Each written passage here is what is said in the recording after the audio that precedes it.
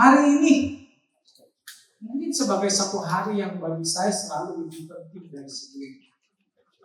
Bersyukurlah kalau hadir pada saat ini.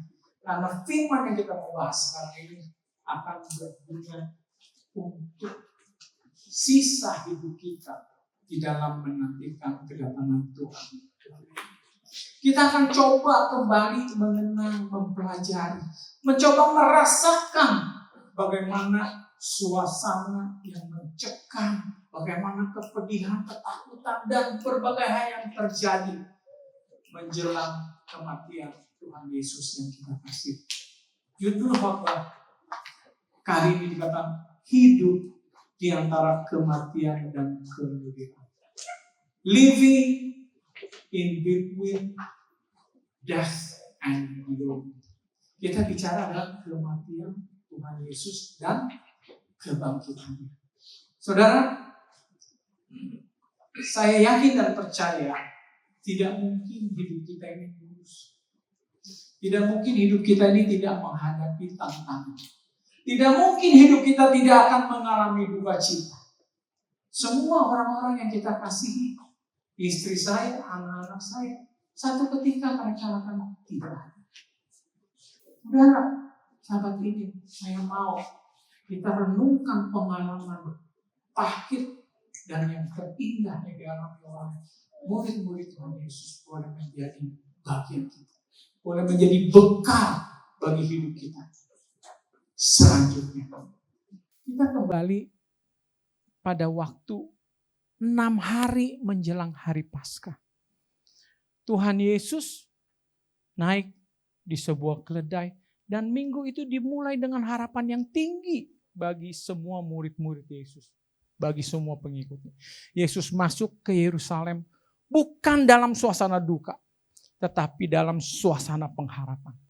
Semua mengelulukan dia dan berharap bahwa Yesus akan menjadi raja. Benar? Benar, tapi bukan di bumi ini pada waktu itu. Orang banyak bersorak, mereka menghamparkan pakaian-pakaian mereka di jalan yang dilalui oleh Tuhan Yesus. Mereka melambaikan daun-daun. Mereka berseru, Hosana bagi anak Daud. Bagi murid-murid, ini pasti terasa seperti akhir waktunya yang ditunggu-tunggu sudah tiba. Ya.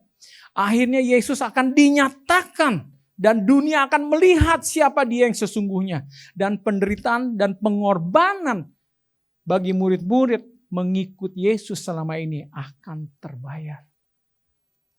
Dan mereka mungkin membayangkan bahwa hari-hari kejayaan akan terus mereka nikmati di masa yang akan datang.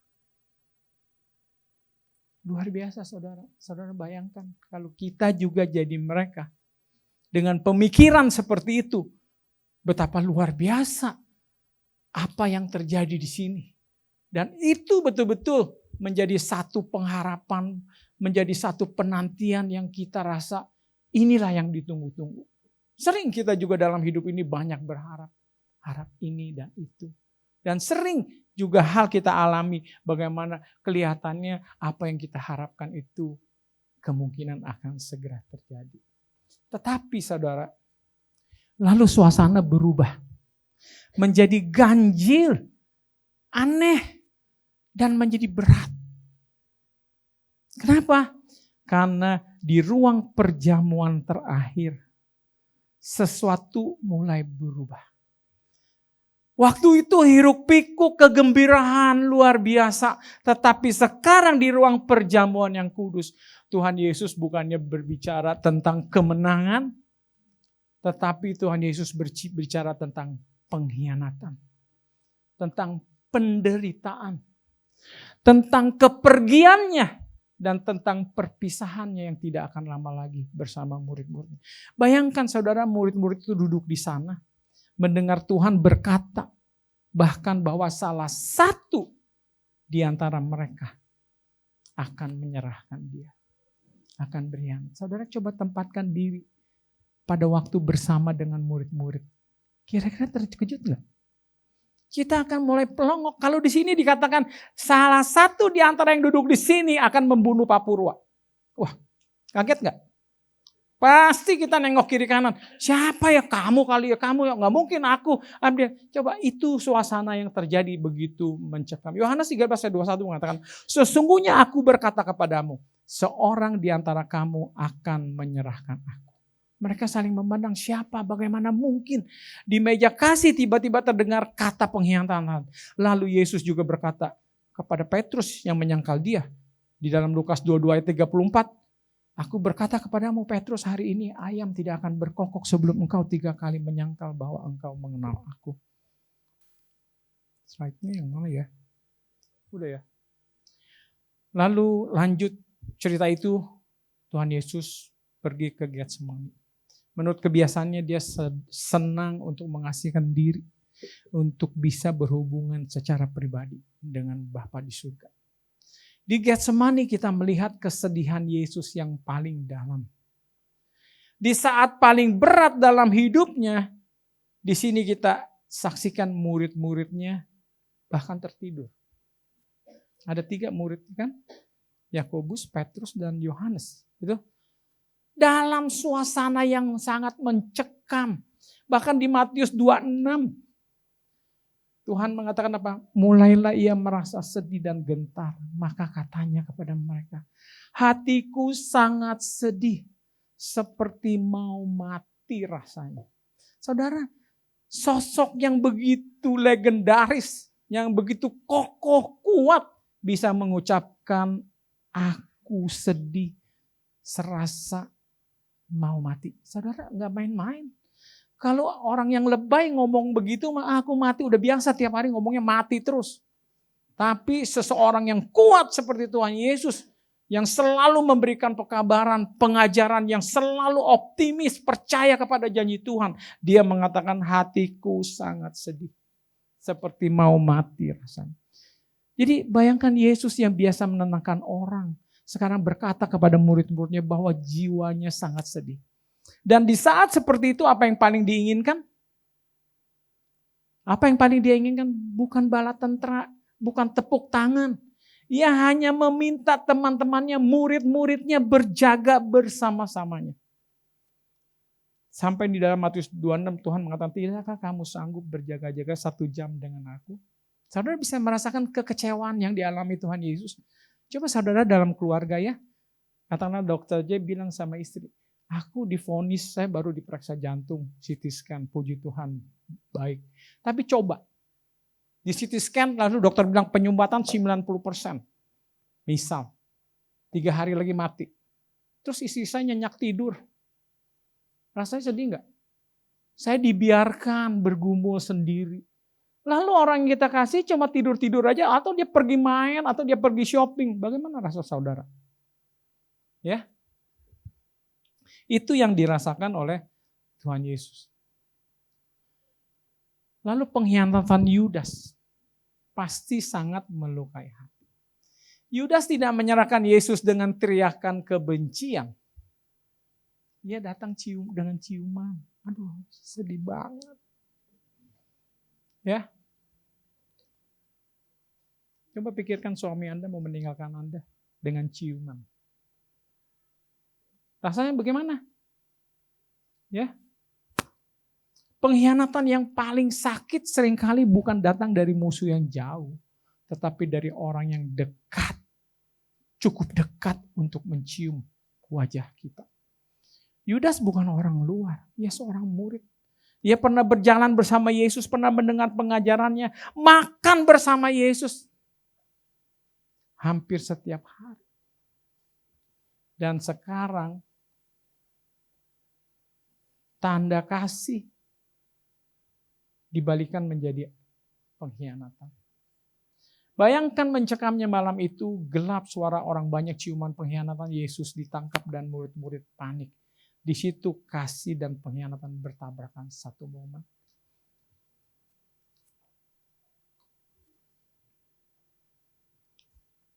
Semua murid lari, ini pada waktu proses penyaliban. Semua murid lari. Mungkin saya dan saudara juga sama. Kalau ada pada waktu itu, mungkin lebih parah. Kita nggak lari, kita gali lubang, ngumpet, ya kan? Jadi semua murid lari, kesepian Yesus makin lengkap. Jadi Yesus bukan hanya menanggung dosa dunia, tetapi merasakan kesunyian. Bagaimana ditinggalkan seorang diri. Ya. Atau saya masih bersyukur, saya belum ngalamin itu. Tapi saya bisa bayangkan, kalau kita ditinggalkan oleh semua orang yang kita percaya, oleh semua orang yang kita kasih, saya rasa itu adalah kepedihan yang paling yang kita bisa alami. Lalu semua murid itu meninggalkan dia dan melarikan diri. Yesus tidak hanya masuk ke salib dengan tubuh yang akan dihancurkan. Ia masuk ke salib dengan lingkaran terdekat yang tercerai-berai. Mereka lari karena takut dan mungkin kita bisa mengerti. Kita bisa berempati. Kita bisa memaklumi. Kita tidak akan menghakimi. Karena kita pun bisa demikian. Orang yang selama ini berkata, kami akan ikut engkau. Kami tidak akan meninggalkan engkau. Bahkan Petrus mengatakan, saya rela mati demi engkau. Tapi sekarang nyatanya bagaimana? Tidak ada satupun yang tetap tinggal. Akhirnya hilang satu persatu dalam malam itu. Jadi Yesus bukan hanya menanggung dosa dunia. Ia menanggung kesunyian. Ditinggalkan sendiri. Saudara, kita renungkan sedikit. Betapa sering saudara mengatakan, kalau sedang kita hidup diberkati, hidup sedang baik-baik.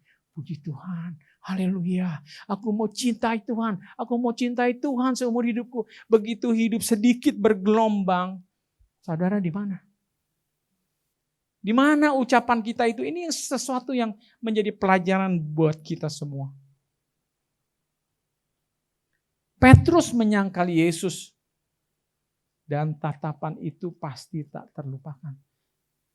Petrus padahal yang paling vokal, paling yakin, paling berani, ternyata jatuh juga.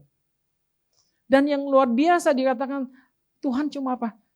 Lalu berpalinglah Tuhan memandang Petrus. Maka teringatlah Petrus bahwa Tuhan telah berkata kepadanya. Lalu ia pergi keluar dan menangis dengan sedihnya. Coba saudara bayangkan.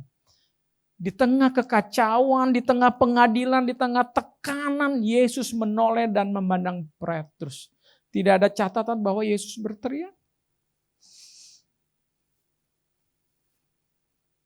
Tidak ada catatan bahwa Yesus memarahi dia. Hanya menatap, saudara. Bukan menatap dengan kebencian atau amarah atau kekecewaan. Dan tatapan itu cukup untuk menghancurkan Petrus dari dalam. Petrus keluar dan menangis dengan sedih. Itu berarti malam itu bukan hanya Yesus yang terluka. Para murid juga sedang dihancurkan oleh kegagalan mereka sendiri. Jadi peristiwa penyaliban ini betul-betul sesuatu peristiwa yang memporak-porandakan. Betul-betul sesuatu yang berat. Yang terjadi di tengah-tengah harapan yang begitu tinggi. Yang tidak pernah diduga terjadi.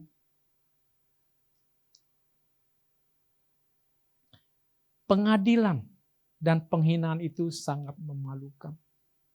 Salib bukan hanya penderitaan secara fisik, kita pernah bahas itu. Ya. Salib adalah penghinaan total kepada Ilahi Tuhan kita, pencipta kita. Kematian yang telanjang, dipamerkan, disaksikan, diejek, diludahi, dan semua hal yang bisa dilakukan.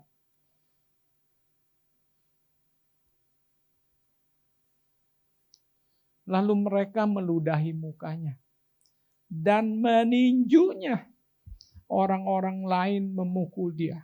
Bagi murid-murid ini pasti sangat menyakitkan. Seseorang yang mereka tahu kudus, lembut, penuh kasih kini diperlakukan seperti penjahat yang hina. Dan mereka tidak bisa menghentikannya. Ada rasa sakit tertentu ketika orang yang kita cintai dihina di depan mata kita. Dan kita tidak berdaya untuk berbuat apa-apa. Bagi para murid, ini bukan sekedar guru kami menderita, tetapi adalah impian mereka dihancurkan. Harapan mereka dipaku dan masa depan mereka seolah-olah mati bersamanya. Jadi saudara bisa bayangkan berat sekali apa yang dialami baik Tuhan Yesus maupun oleh murid-murid. Dan kata-kata terakhir dari Tuhan Yesus yang pasti menggentarkan hati mereka. Ya Bapa, ke dalam tangan-Mu kuserahkan nyawaku. Lalu ia mati. Saudara, pernah nggak kita sih secara pribadi mengalami orang yang kita kasihi jatuh sakit lalu masuk ICU? Saudara pernah membayangkan saudara menunggu di ruang ICU? Pasti saudara kita semua berdoa. Kita berharap mujizat Tuhan terjadi untuk kali ini saja. Bahwa orang yang kita kasih itu bangkit kembali sehat seperti sedia kala. Itu pun yang diharapkan oleh murid-murid Tuhan Yesus. Tuhan yang kami sudah lihat bisa membangkitkan orang mati. Melakukan banyak mujizat. Masakah dia tidak bisa melakukan mujizat? Dia bangkit sehingga kita semua bersukacita. Harapan itu tahap demi tahap, detik demi detik semakin pudar. Ya. Setelah pertama mendengar ucapan Tuhan Yesus sendiri, kuserahkan nyawaku. Berarti itu udah seperti satu kata akhir. Bahwa Tuhan mereka, Yesus Kristus akan mati. Jadi saat tubuh Yesus dibungkus, semuanya terasa lebih nyata. Mungkin tadinya masih trauma berpikir, ini gak mungkin terjadi. Tetapi menyaksikan bagaimana tubuh guru mereka, Tuhan mereka sudah mulai dibungkus. Dan saat tubuh itu dibawa ke kubur, semuanya terasa lebih final. Apalagi saat batu itu digulingkan, seolah-olah seluruh harapan mereka itu ikut tertutup. Selama Yesus masih berbicara, mungkin masih ada harapan. Selama ia masih bernapas, mungkin masih ada ruang untuk mujizat. Tetapi ketika tubuh itu masuk kubur dan batu itu menutup pintu, rasanya seperti akhir. Segalanya telah diresmikan. Batu itu bukan hanya menutup sebuah kubur, tapi batu itu seperti menutup semua mimpi mereka. Semua pengorbanan mereka. Dan semua masa depan yang mereka bayangkan selama ini. Dan ini sekarang kita mau coba renungkan. Momen antara kematian dan kemuliaan Yesus. Di antara 3 momen ini memang momen pada waktu kematian. Kita sudah bahas. Itu momen yang berat. Tetapi dikatakan jauh lebih berat momen di antara kesunyian. Saudara, saya bisa bayangkan. Pada waktu seorang istri, katakanlah ya, kehilangan suaminya, pergi ke kubur. Semua trauma, rasanya nangis itu masih setengah. Masih belum berasa. Tetapi setelah pulang dari kubur, sepi, anak-anak sudah pulang. Saya bisa rasakan. Baru kesesakan itu terasa. Itu yang dia alami, yang dirasakan oleh murid-murid Tuhan Yesus. Memang kemarin mencekam, tapi selama hari Sabat yang sunyi itu, segala pikiran berkecamuk. Segala kenangan lama terkenang kembali. Itu adalah masa-masa yang sangat sulit. Masa penantian adalah masa yang tersulit. Kematian seakan-akan menghapus bukti. Kemuliaan belum pasti untuk memberikan bukti yang baru. Coba kalau hidup kita lagi terpuruk. Udah ada bukti yang hilang. Wah, kayaknya bukti anak Tuhan akan selalu diberkati. sudah sirna.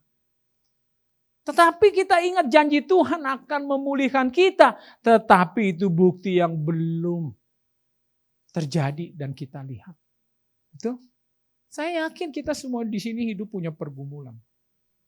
Di dalam kita mengalami satu musibah, lalu kita berharap sesuatu pemulihan dan penantian itu sesuatu yang berat. Jadi di sini kita menyadari bahwa hanya iman yang bisa menjadi pengharapan dan kekuatan. Makanya saudara bisa mengerti kenapa dibilang iman itu hidup tanpa harus melihat bukti. Saya pernah katakan bahwa iman itu tidak sama dengan ekspektasi. Ekspektasi itu akan pudar pada waktu kenyataan mulai tidak baik. Tadi saudara berekspektasi, pasti dia selamat. Pasti kita sukses, pasti goal. Tetapi pada waktu kenyataan itu bertentangan, ekspektasi itu akan hilang. Betul? Tapi iman saudara, tidak peduli hasil. Walaupun hasil kelihatan semakin buruk, iman tetap ada. Amin. Makanya itu kita belajar satu hal. Bahwa iman adalah dasar dari segala sesuatu yang kita harapkan dan bukti dari segala sesuatu yang tidak kita lihat. Jadi antara kematian dan kemuliaan Tuhan mungkin mengizinkan kita kehilangan semua bukti yang terlihat. Sehingga iman menjadi satu-satunya cara bertahan untuk melihat. Ini pelajaran yang pertama buat kita semua. Saudara, belajar yuk. Hidupkan iman kita. Mau mulai kapan? Orang suka bertanya, bagaimana supaya imannya bisa kuat? Saudara mulai beriman dengan perkara yang kecil. Ya, kalau saudara percaya mencuri itu berdosa, jangan saudara mencuri walaupun kecil-kecil. Kalau saudara percaya itu hari Sabat, jangan saudara tidak kuduskan hanya untuk objek proyek yang sebetulnya cuma cukup menghidupkan beberapa bulan. Betul? Mulai kapan saudara mau mulai beriman kalau nggak mulai sekarang? Orang tanya begini, dari segi kesehatan, kok saya sering nggak fit? Gimana caranya saya supaya fit? Bagaimana? Mulai berolahraga. Betul? Sebisa mungkin. Jalan 10 tapak, capek, istirahat. Besok jalan 15 tapak. Besok 30 tapak. Makanya Tuhan bilang siapa yang setiap perkara yang kecil, dia akan setiap perkara yang besar. Jadi saudara, ini introspeksi buat kita semua. Pilihan ada di tangan kita. Kalau saudara dan saya tidak memiliki iman yang kuat, kita akan jatuh. Kita akan kecewa. Kita akan lari. Sama seperti yang dilakukan oleh murid-murid Tuhan Yesus. Masih beruntung kalau kita sudah lari. Lalu kita bisa kembali. Bagaimana kalau kita sudah lari, kita sudah jatuh, kita nggak pernah bangun lagi. Ya, walaupun memang benar. Tuhan nggak peduli saudara jatuh 1000 kali. Asal tetap bangun. Daripada saudara jatuh sekali nggak pernah bangun lagi. Makanya saudara perhatikan ini. Kekuatan itu hanyalah iman kita yang selalu percaya. Tuhan selalu ada. Tuhan selalu bersama. Saudara tidak mudah. Tidak mudah untuk percaya kepada sesuatu yang tidak terlihat. Yang berikut, ini memang berikutnya. Di momen inilah Tuhan mengalahkan maut dan merubah cara berpikir, cara berinterpretasi, cara mengartikan segala sesuatu yang kita alami. Jadi terkadang Tuhan tidak terlebih dahulu mengubah kondisi kita. Dia selalu terlebih dahulu mau menyalipkan pemahaman kita tentang kondisi tersebut. Ya. Jadi kita mah selalu kalau berdoa, cepat Tuhan angkat masalah ini daripadaku. Oh enggak. Lebih penting Tuhan mau ubahkan, mentransformasi cara berpikir pemahaman kita yang selalu salah. Makanya ini tercatat di 2 Korintus 5 ayat 16. Ini pernyataan dari murid-murid Yesus. Bahwa sebab itu kami tidak lagi menilai seorang juga pun menurut ukuran manusia. Dan jika kami pernah menilai Kristus menurut ukuran manusia, sekarang kami tidak lagi menilainya demikian. Kalau saudara murid-murid Tuhan Yesus mengukur Tuhan Yesus secara manusia, wah itu suatu kekalahan. Disalib tidak berdaya dan mati. Itu satu kekalahan. Saudara kalau mengukur secara manusia biasa mengukur materi. Wah kalau kita punya usaha semakin kecil, hidup semakin susah, semakin menderita, semakin gak punya apa-apa. Itu ukuran manusia. Betul?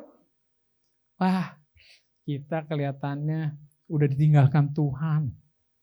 Kita kelihatannya sudah dikutuk dan penuh dosa. Tapi Tuhan tidak melihat itu saudara.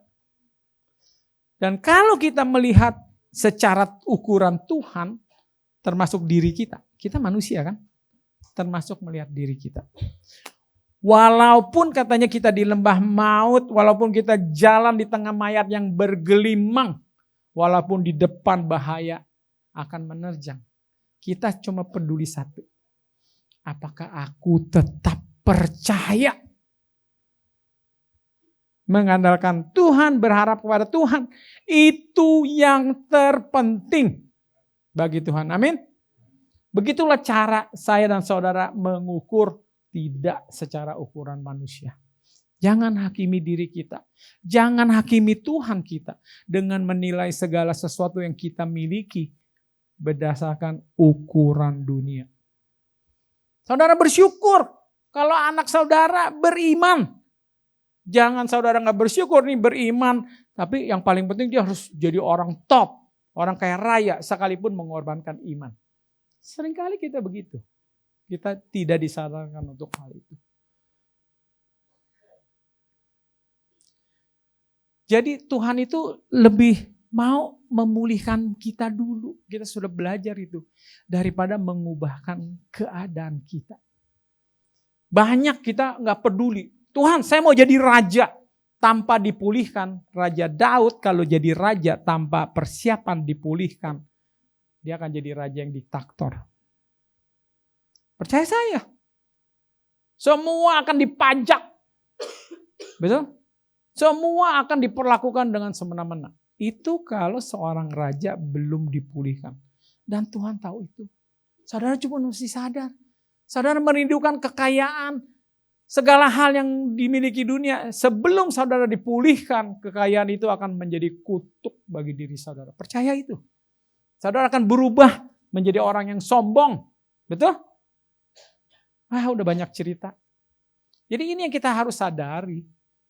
Paling penting buat Tuhan adalah transformasi hati saya dan saudara. Lebih daripada pemulihan kondisi keadaan apa yang dimiliki. Karena semua itu Tuhan bilang apa? Akan lenyap. Untuk apa katanya kita memiliki semua harta dunia, pada akhirnya kita binasa. Itulah. Kalau kita tahu bagaimana mengukur hidup kita ini bukan dengan ukuran manusia. Ya. Jadi kalau kita juga orang tua lagi cari mantu, hati-hati. Mengukur mantu secara manusia. Ditanya mobilnya merek apa? Tahun berapa? Coba minta laporan rekening koran 3 bulan terakhir. Iya kan? Walaupun itu penting. Karena kita gak mau anak kita menikah dililit hutang. Tapi kalau saudara mempertimbangkan mencari calon mantu adalah itu adalah ukuran manusia. Nomor 1 lihat dulu imannya. Kalau memang banyak harta gelimang itu bonus saudara. Bonus. Tapi bukan itu yang terpenting.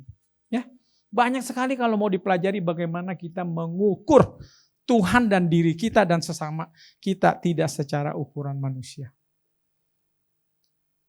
Oke. Bahkan Tuhan mengatakan, hai kamu orang bodoh. Betapa lambannya hatimu sehingga kamu tidak percaya segala sesuatu. Bukankah Mesias harus menderita semuanya itu untuk masuk ke dalam kemuliaan? Rasa sakit mereka diperparah oleh kesalahpahaman.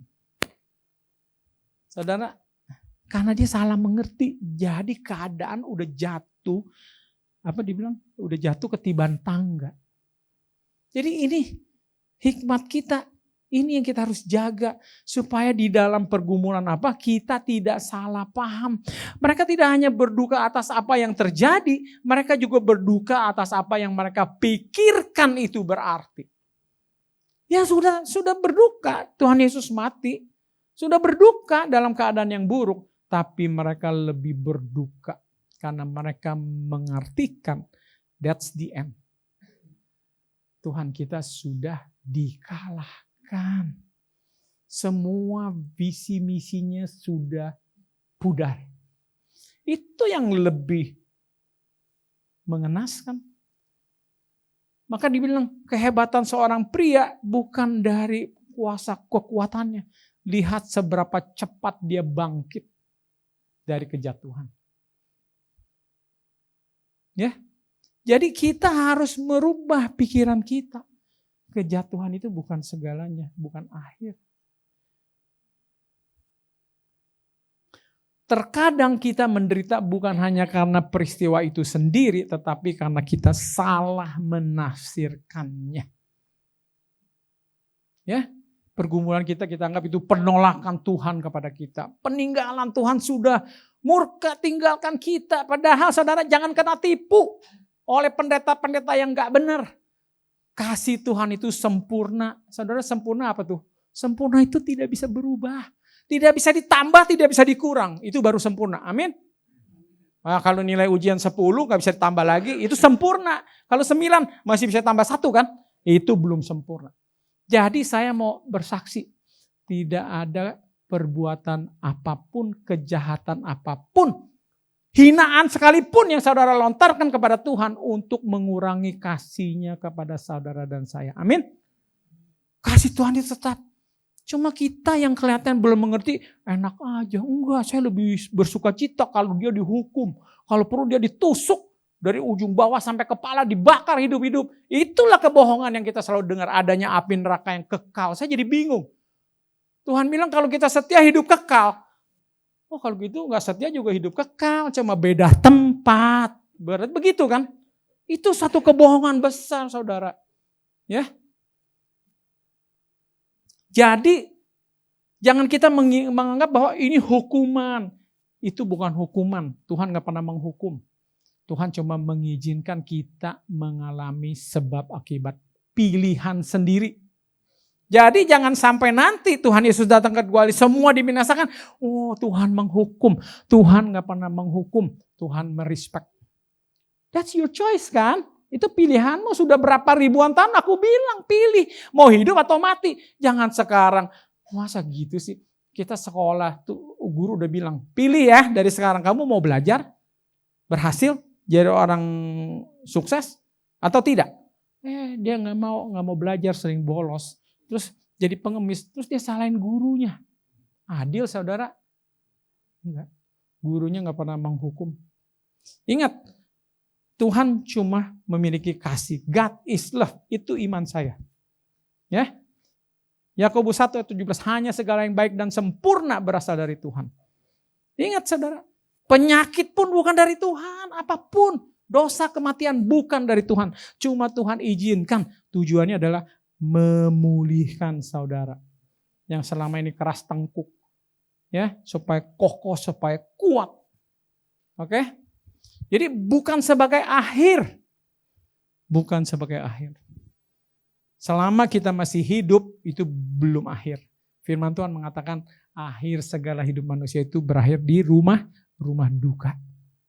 Itu betul-betul akhir saudara. Jadi jangan dengar tipuan lagi.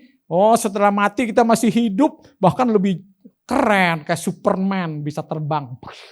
Jadi semua berlomba-lomba, mau cepat mati. Itu satu kebohongan saudara.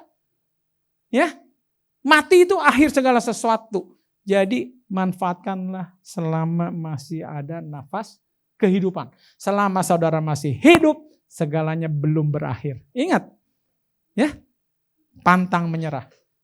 Bangkit terus selama nafas masih ada di dalam tubuh kita. Jadi keheningan ilahi sebagai ketidakhadiran ilahi. Jangan.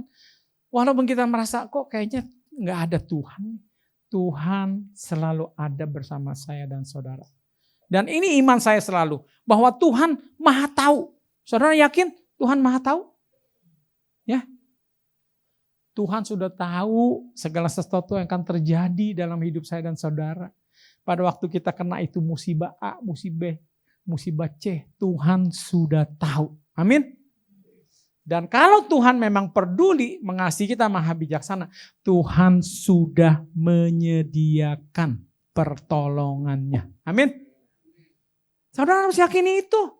Jadi jangan kita anak Tuhan di dalam musibah seperti orang gak bertuhan, kalang kabut. Seperti tidak ada harapan. Tidak, saudara harus berdoa.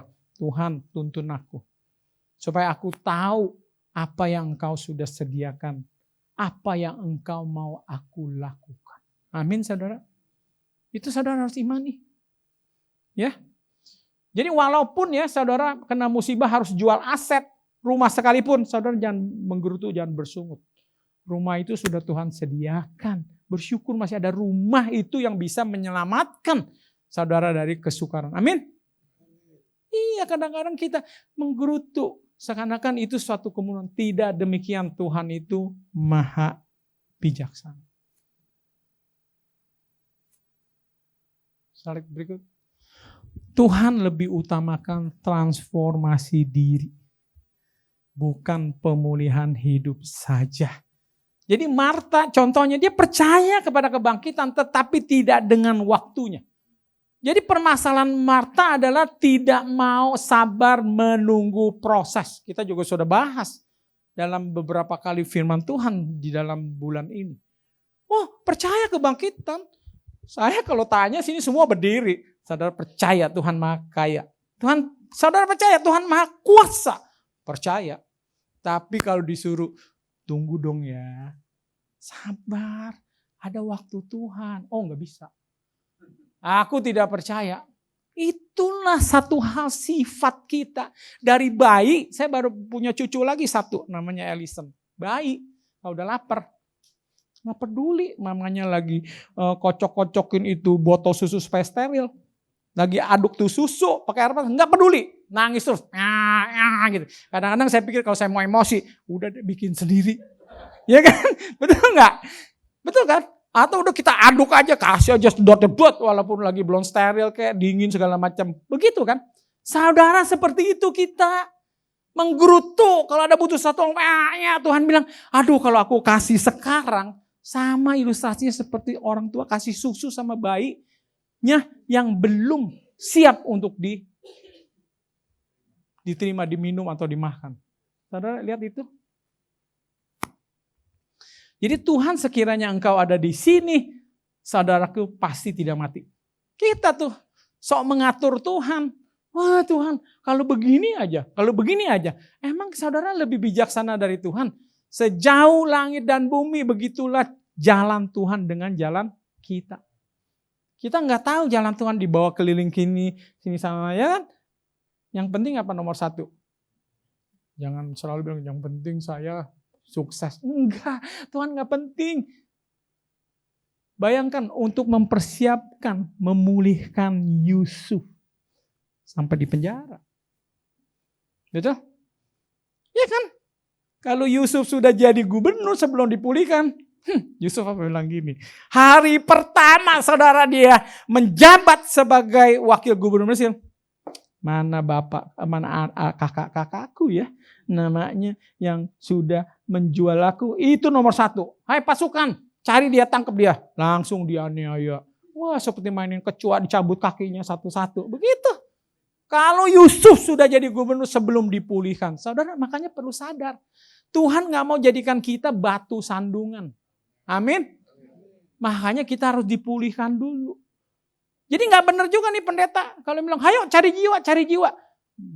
Nanti sahabat depan kita belajar. Belum berbuah dalam roh udah sok mau cari jiwa. Pakai celana aja belum bisa. Mau ngomongin orang pakai celana. Akhirnya jadi batu sandungan. Betul? Amin. Nama Tuhan dicemarkan. Saudara bisa sedih gak sih? Nama Tuhan kita jadi tercemar. Gara-gara kita salah mengerti.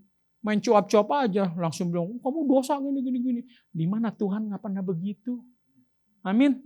Ya. Jadi inilah seruan banyak orang beriman. Aku tahu engkau berkuasa. Aku hanya tidak mengerti waktumu. Ya. Kita selalu maunya my way, kayak lagu My Way. Aku mau segalanya dengan caraku. Ya. Gak bisa gitu rupanya. Slide berikut. Tuhan menunjukkan berikutnya adalah kenapa terjadi fase yang sulit tadi di dalam penantian kemuliaan. Tuhan mau menunjukkan kepada kita masing-masing. Biar engkau kenal dirimu. Apakah engkau benar mencintaiku atau cuma berharap berkatku? Betul enggak? Iya saudara, kalau anak dimanjakan terus, termasuk karyawan saudara. Kalau terlalu dimanjakan dulu, saudara kira setia. Coba kalau nanti dia tidak peroleh apa, dia pergi. Itu ketahuan ketidaksetiaan. Jadi Tuhan mengizinkan kesulitan kita alami untuk kita mengenal diri kita. Rupanya saya nggak cinta Tuhan. Begitu juga kalau dalam rumah tangga diizinkan, mungkin istri sakit atau apa, kita jadi tahu selama ini saya nggak cinta dia rupanya. Betul nggak? Istri juga begitu. Begitu bangkrut, dia langsung cintanya luntur. Baru dia tahu selama ini saya nggak cinta suami saya. Saya cinta hartanya, saya cinta ciannya, duitnya. Betul? Jadi saudara sadar, kita bersyukur bahwa selama kemuliaan tampak dekat, mudah untuk beribadah. Mudah. Kalau lagi ada pengharapan mau ada proyek atau hidup lagi gampang beribadah. Penuh nih OCC. Mudah saudara mengucap syukur, puji Tuhan, haleluya di dalam menerima kebaikan secara ukuran dunia. Tetapi ketika kematian telah terjadi dan kemuliaan tertunda, maka motif yang sebenarnya akan muncul, saudara. Apakah saya benar mencintai Tuhan? Atau apakah saya mencintai apa yang saya harapkan dia untuk segera lakukan? Apakah saya mencarinya? Atau apakah saya mencari kelegaan yang dia berikan? Apakah saya menginginkan kehadirannya? Ini yang saya bilang, kalau istri matre, wanita matre, Mas gak usah datang. Yang penting kredit cardnya titip sini. Itu matre saudara. Kita begitu sama Tuhan matre. Betul gak? Gak penting kehadiran Tuhan. Ke OCC ngapain nih sekarang datang berbakti? Mau mendekatkan? Kita gak penting. Kita enjoy aja udah dapat berkat dari Tuhan. Ya kan? Itu sama seperti itu saudara. Gak peduli akan kehadiran. Padahal kehadiran itu sangat penting. Apakah saya atau hanya intervensinya yang terlihat? Sekalipun pohon ara tidak berbunga, namun aku bersorak-sorak di dalam Tuhan. Ya, seperti perkataan Sadrak, Mesak, dan Abednego. Aku tahu Tuhanku sanggup mengeluarkanku dari dapur api. Tapi sekalipun tidak. Betul? Luar biasa. Semoga kita bisa berkata begitu. Ya. Itu bukan iman yang dangkal. Itu adalah kasih yang telah dimurnikan. Pernah di sekolah sahabat anak saya suka dengar gini. Apa yang dicari? Apa? Orang, uang. Ya gitu. Apa yang dicari? Saya, uang, duit tiap hari. Tapi apa cari Tuhan? Kamu. Betul? Itu lagu udah dari kecil, tapi kita nggak pernah sadar, cuma hafal nyanyi aja. Padahal itu kita mesti lagi nyanyi, itu malu. Kita lagi disindir. Malu gue nyanyiinnya. Oh enggak, kita bangga. Apa yang dicari gue, ya kan? Aduh. Oke. Slide berikut. Berhentilah ia pada hari ke-7 dari segala pekerjaan yang telah dibuatnya itu. Karena pada hari itulah ia berhenti dari segala pekerjaan penciptaan yang telah dibuatnya itu. Ini mengingatkan kita, sahabat pertama pada waktu penciptaan dunia. Setelah Tuhan selesai menciptakan dunia, dia berhenti di hari Sabat. Ini kita lagi bahas masalah keheningan di hari kedua. Ya. Sabat pertama datang setelah ciptaan selesai. Sabat dikubur datang setelah penebusan selesai. Pada penciptaan Allah berhenti karena karyanya selesai. Pada penebusan Kristus berhenti dalam kubur karena misinya selesai. Saudara, ini saja susah. Anak-anak Tuhan dibuka mata rohaninya. Aduh, makanya saya bilang paksa orang jangan. Force no one.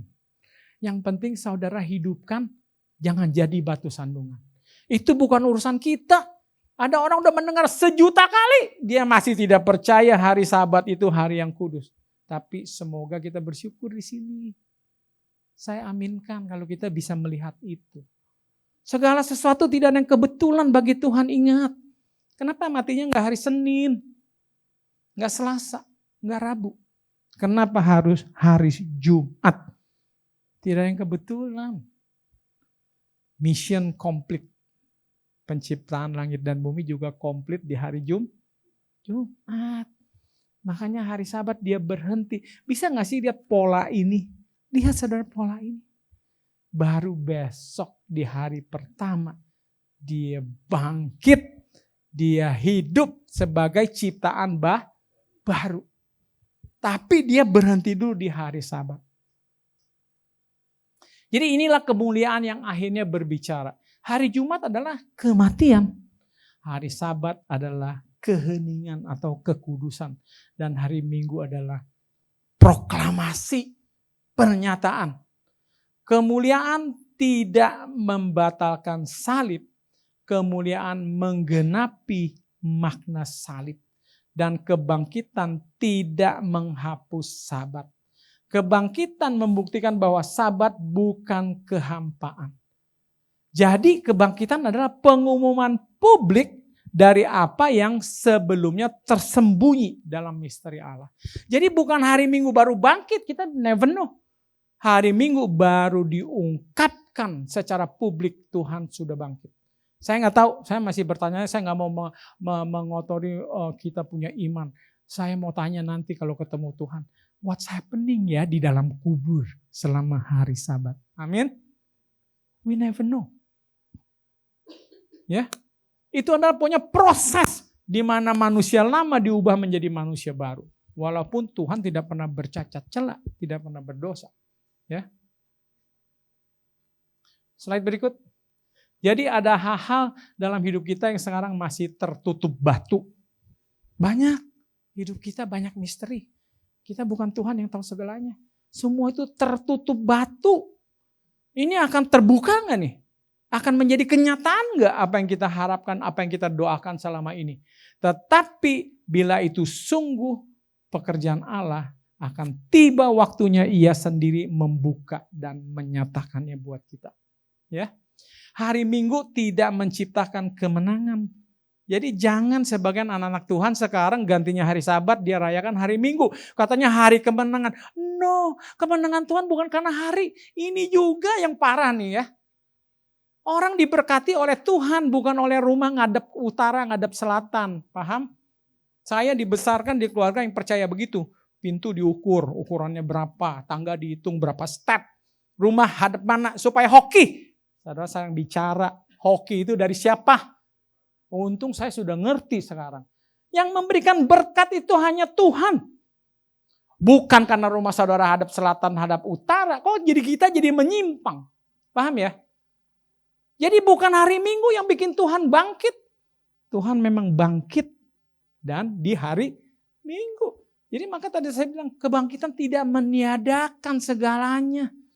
Ya. Jadi hari Minggu tidak menciptakan kemenangan. Hari Minggu menyingkapkan kemenangan yang telah dipersiapkan melalui salib dan diselubungi oleh Sabat. Semua itu ada proses. Jangan dikira Tuhan bangkit cuma karena hari Minggu jadi bangkit. Enggak. Ya. Slide berikut.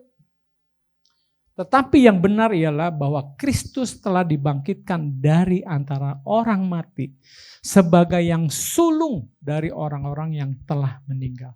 Makam pada hari Sabat bukan sekedar kuburan, itu juga merupakan ruang tersembunyi dari ciptaan baru.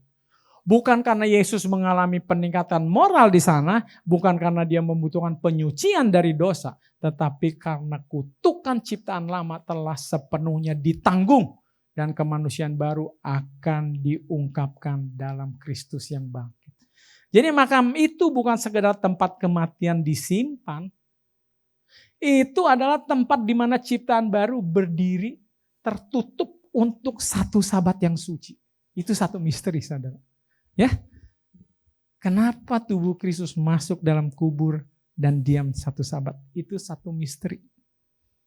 Ya, tapi yang jelas Tuhan menguduskan Sabat buat saya. Selama hidupnya dia kuduskan Sabat, dalam kematiannya pun dia kuduskan Sabat. Slide berikut. Sekarang kita bicara masalah batu tertutup untuk kedatangan Tuhan yang kedua kali. Ya, kalau dalam hidup kita kan biasalah batu tertutup, lagi mau cari mantu, masih tertutup batu, mantu saya kayak apa nih nanti ya. Untuk saya udah gak tertutup, mantunya sudah selesai semua, udah terbuka. Kecuali saya mau punya anak lagi, ya kan. Nah jadi dalam hidup itu banyak masalah batu tertutup, tapi yang paling penting kita semua tertuju kepada apa? Pengharapan itu tadi, kedatangan Tuhan yang kedua kali. Sekarang kesannya batu tertutup. Ya, 3 yang di ayat 3 ini, di 2 Petrus 3. Yang terutama harus kamu ketahui ialah bahwa pada hari-hari zaman akhir akan tampil pengejek-pengejek dengan ejekan-ejekannya. Yaitu orang-orang yang hidup menuruti hawa nafsunya. Kata mereka, di manakah janji tentang kedatangannya itu? Sebab sejak bapak-bapak leluhur kita meninggal, segala sesuatu tetap seperti semula pada waktu dunia diciptakan. Ya, itu bisa buat kita juga ragu di dalam penantian. Slide berikut. Slide terakhir. Kalau anak-anak kuliah senang, asik pulang, ya kan? Jadi Tuhan tidak lalai menepati janjinya. Janjinya dalam hidup saya dan saudara tidak pernah lalai. Cuma kita cara memahaminya yang keliru. Oke? Mana ada ibu lalai nggak kasih makan anaknya. Kalau enggak saya nggak ada berdiri di sini kalau ibu saya lalai dulu. Suhadi nggak ada di sini kalau mamanya lalai dulu. Nggak ada orang tua yang lalai. Amin. Tuhan pun tidak pernah lalai kepada saya dan saudara. Makanya ada sampai hari ini. Ya. Sekalipun ada orang yang menganggapnya sebagai kelalaian. Tetapi ia sabar terhadap kamu. Karena ia menghendaki supaya jangan ada yang binasa. Melainkan supaya semua orang berbalik dan bertobat. 2 Petrus 3:9. Semoga firman ini boleh menguatkan saya dan saudara. Ya. Di dalam sisa perjalanan hidup kita, never doubt. Jangan kita ragukan. Tuhan selalu menepati janjinya. Ya, ingat, segala sesuatu ada waktunya. Ya, kita sudah bilang, ada definisi. Success is not a destination. Success is a journey. Sukses bukan sebuah tujuan, tapi sebuah perjalanan. Begitu juga saudara keselamatan. Begitu juga berkat Tuhan. Bukan satu tujuan. Itu satu proses kehidupan. Saudara mau hidup penuh diberkati?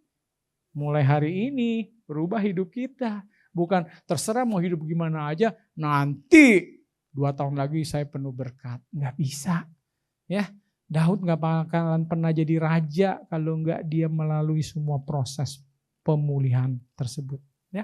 Jadi saya berharap kita tetap bersuka cita. Jangan goyah. Tuhan sudah hadir ke dunia, amin. Tuhan sudah mati, amin. Tuhan sudah bangkit, amin. Tuhan sudah naik ke surga, amin. Aminkan juga saudara nanti atau sekarang juga. Tuhan pasti datang kembali. Ya, saya doakan kita semua kalau masih ada yang ragu, semoga dikuatkan kembali.